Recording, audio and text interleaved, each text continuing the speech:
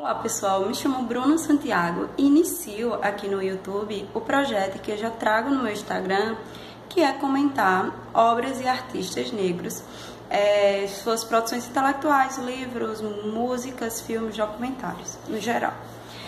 Hoje eu vou iniciar com a Maya Angelou, que é uma artista completa, que a gente vai ter ela como dançarina, atriz, professora, que vai perpassar inúmeras dificuldades dentro de um sistema racista e que foi produtora de uma grande obra intelectual. Ela é uma grande poeta, uma incrível escritora. Para falar um pouco sobre a Maya Angelou, eu escolhi sua primeira autobiografia, que é de 1966, Eu Sei Porque o Pássaro Canta na Gaiola, e a sua última biografia, que é de 2013, que é a sua quinta autobiografia, que é Mamãe e Eu, Mamãe. Para também fazer esse complemento, tem um documentário que eu gosto bastante, que é o que foi lançado póstumo em 2016, que é Maya Angelou e Ainda Resisto. Enfim, como pensar Maya Angelou? Eu sempre costumo dizer, quando eu estou em algum evento, alguma coisa do tipo, que existem várias Mayas. Porque a partir do momento que você vai penetrando na obra dela, você vai conhecendo outras versões dela mesmo. No caso, eu vou começar com Eu Sei Que o Pássaro Canta na Gaiola, que vai relatar o período da sua infância e adolescência. No caso, essa autobiografia vai até os seus 17 anos.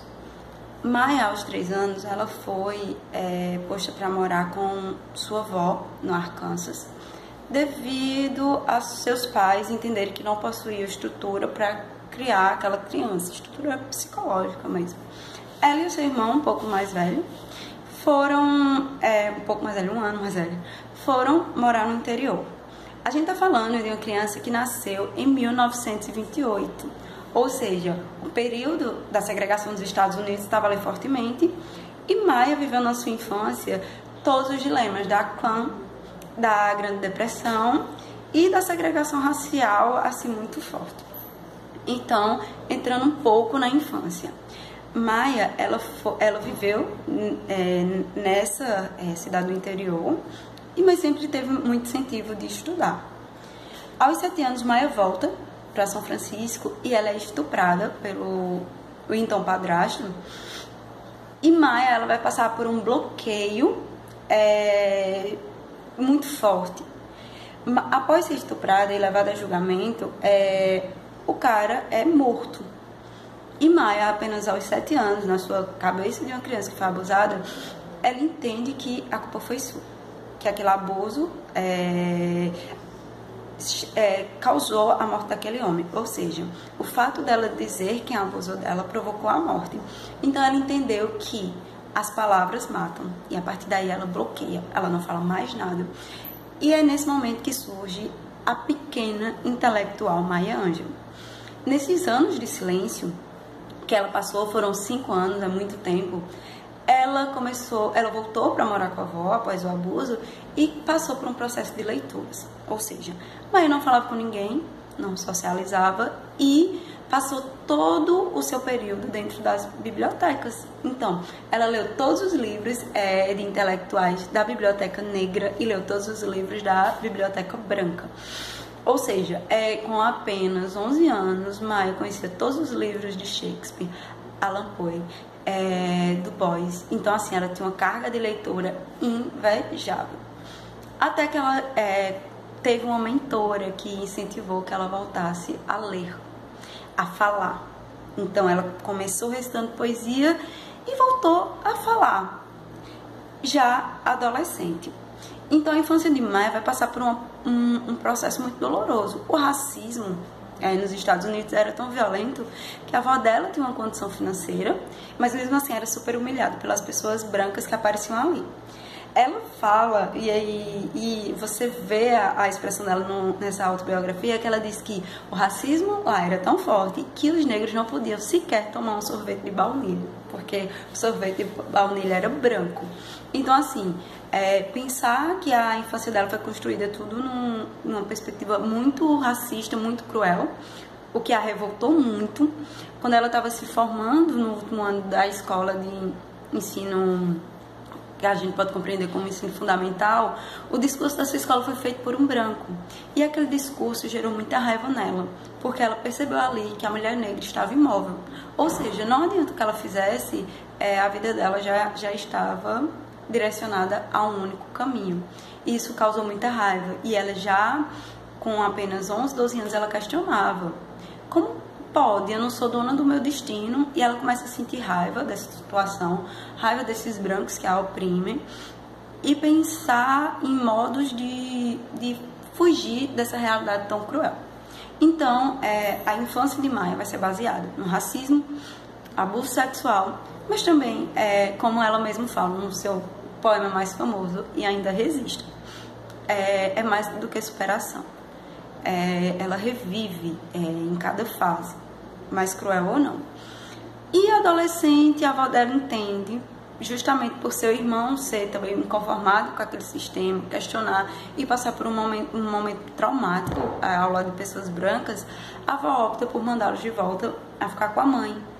E ela volta, e aí surge o livro que eu acho mais afetivo na questão da maternidade. Maia vai relatar no Mamãe e Eu toda a sua experiência ao lado da mãe, que era uma mãe que ela não via, não conviveu até um certo momento, uma mãe que ela matou dentro do coração dela, mas que renasceu, que o poder da maternidade foi maior. Então Maia vai morar com a mãe e é outra vida, não é aquela vida de interior, ela está na cidade, imbuída pelo mesmo sistema racista estadunidense. No entanto, sua mãe tem uma posição privilegiada financeiramente, ela é dona de cassinos, etc.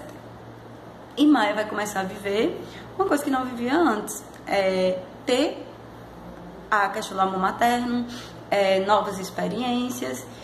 E ela vai mostrar que a mãe dela é uma pessoa que de fato nunca a abandonou nos momentos mais difíceis. E Maia, ela engravida apenas engravida apenas com 16 anos. Com apenas 16 anos. E ela vai levar essa gravidez adiante e vai contar com o apoio da mãe dela para se descobrir como mãe. A primeira autobiografia dela acaba justamente no momento em que a mãe entrega o filho a ela para ela dormir com a criança. Essa última autobiografia de Maia vai focar mesmo na relação dela como mulher. E eu costumo apontar como essas autobiografias trazem para o centro do debate as relações de gênero. Maia vai trazer nessa segunda autobiografia a questão da maternidade dela. Ela também, no início, ela fala o caso do estupro, que vai ser uma marca que vai para o resto da vida dela. E também a maternidade bem prematura. Só que nessa segunda autobiografia ela vai desenvolver um conceito sobre maternidade e o apoio que a mãe dela deu a ela e como isso foi feito.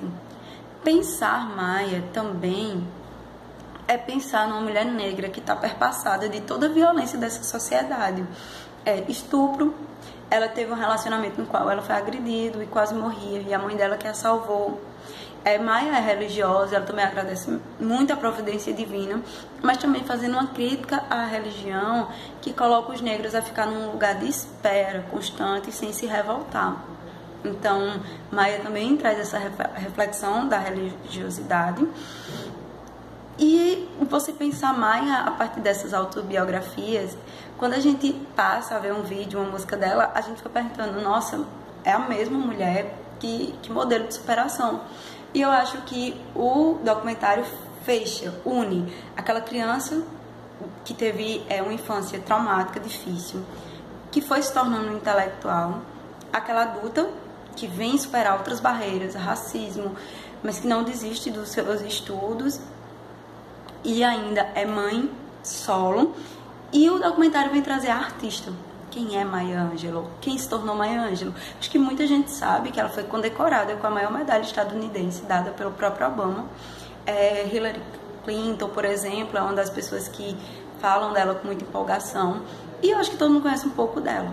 Então o documentário vem trazer a Maia que dança, que canta, que é diretora, que superou as questões de racismo, superou no sentido de aprendeu a conviver e a transformar a sua raiva. E a partir de tudo, quando eu penso em ancestralidade, por que eu penso em Maia? Porque Maia se torna uma matriarca. Ela se torna um apoio de muitos artistas. Oprah, por exemplo, disse que quando leu O Pássaro Canta... Eu sei porque o pássaro canta na gaiola. Oprah disse que pensou, caramba, alguém viveu igual a mim e se tornou amiga pessoal.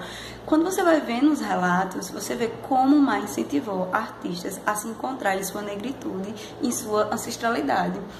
Tupac, você vai vendo como ela teve uma influência, ela se tornou uma referência, para além de uma representatividade vaga de uma mulher negra ocupar aquele lugar.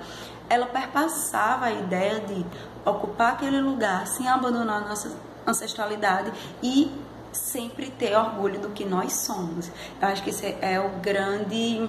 Eu vejo em Maia a ancestralidade africana, sabe? A maternidade é aquela coisa que vem da mãe África, então Maia vai se tornar uma mãe desses artistas. E, enfim, eu sempre busco tentar falar o máximo, eu falo muito rápido, em um tempo relativamente curto, mas é uma indicação você entender, porque eu sei porque o pássaro canta na gaiola. O título já é de uma beleza incrível, que ela vai falar sobre o pássaro que está preso na gaiola e o que está livre, as oportunidades, e como o pássaro que está preso ainda canta, ainda se liberta. Isso tem tudo a ver com ela. Esse poema é base na vida dela. E esse pássaro, eu acho que está bem óbvio, que é as circunstâncias em que os negros muitas vezes estão submetidos e conseguem sobreviver, e conseguem, para além de sobreviver, viver e deixar sua produção. E eu acho que Maia é um exemplo disso, de fato. Mamãe e Eu, que vai trazer questões de gênero, sexualidade, que vai trazer muito a questão da maternidade, o que é ser mãe, numa pesquisa num sentido ancestral, e isso é o que eu tiro, e o documentário que fala todas essas fases de uma maneira mais sucinta, sem explicitar tanto, mas também que vai trazer quem foi Maia para diversos artistas negros. É o que eu entendo como a verdadeira representatividade, e eu deixo aqui essas indicações, as primeiras, e eu espero que vocês gostem e deixem também sugestões. Obrigada!